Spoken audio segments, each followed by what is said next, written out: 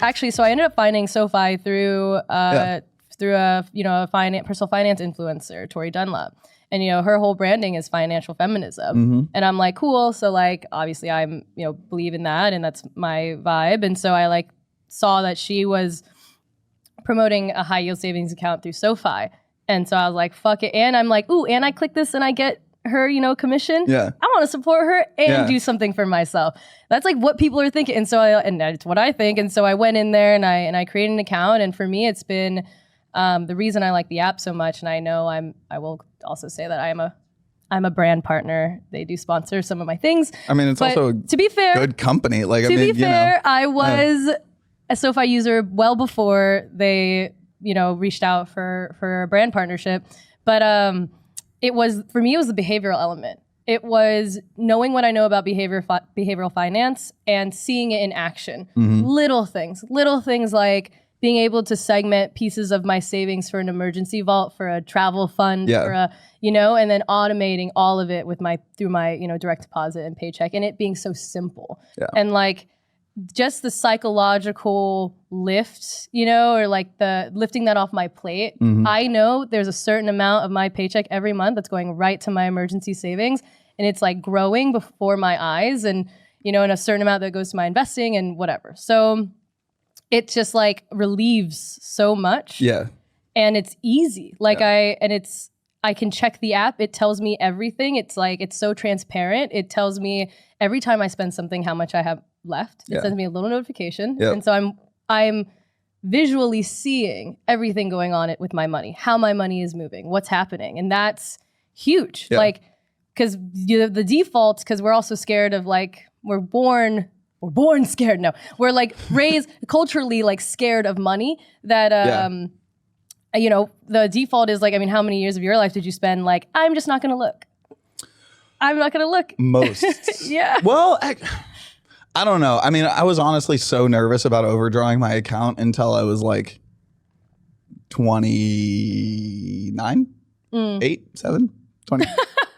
Late Just 20s. Yesterday? Yesterday. No, until I was like 27, but I was always looking pretty much. Yeah. Okay. Yeah. Well, yeah. So that for me, it's like if we can find apps that have this like this actual like psychological change in our behavior, I think that's huge. And that's what I have yet to see with an investing. Like, I don't know how like that an investing app can necessarily change like my behaviors. I mean, they can, I guess. It's like there's too much onus, I think, on the users still. Exactly. To you figure shouldn't it behave. out. Yeah. That's the thing yeah, about they don't want you to behave. Yeah, like an investment app. SoFi is a beautiful example where it's like, if you think about where you should be engaging with the app, right? It's like savings, it's day-to-day stuff, it's like decreasing your debt, it's all that sort of a thing. Like, I think one of the biggest problems we have in this fucking industry is the idea that investing should be an activity, which then means you're trading, which then means you're broke because you have no idea what you're fucking doing. And like, it's just, there's no one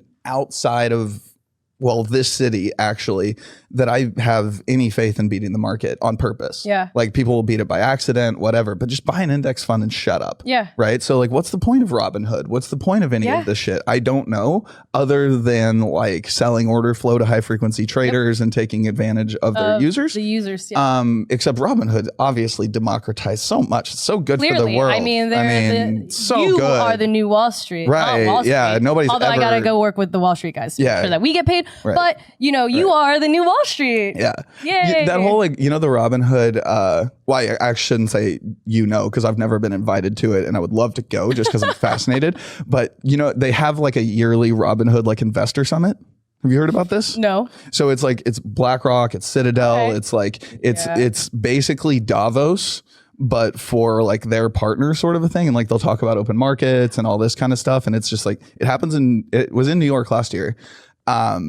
The people that I hear about going to it, I'm just like, and it's just the irony of the idea of that company being directed towards financial inclusion or something like that.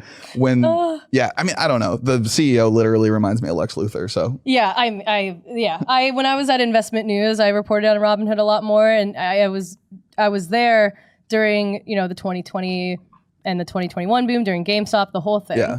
And I mean, they just they also never fulfilled, I don't know about today because I'm not like paying too much attention to them these days, but like they never fulfilled a lot of the things that they would say they would. Even after that, the big drama was really also between payment for order flow, but was also with the kid that took his own life because of his Robinhood account. Yep. And, you know, they said that they would, and I was a reporter at that time, like covering that shit. And it's like, they said they would, you know, hire this education person and this person and this person. And it's like, I remember I followed up, like, you know, at the time when they said that they would do it, it was like 6, 7, 8 months later. And I'm like, did you do it? I don't see anything online. Did you do it? And then like, they never did it. And it's just like, exactly, like how many companies out there are doing this, like, we're going to do this Band-Aid situation and then never following through. Yeah.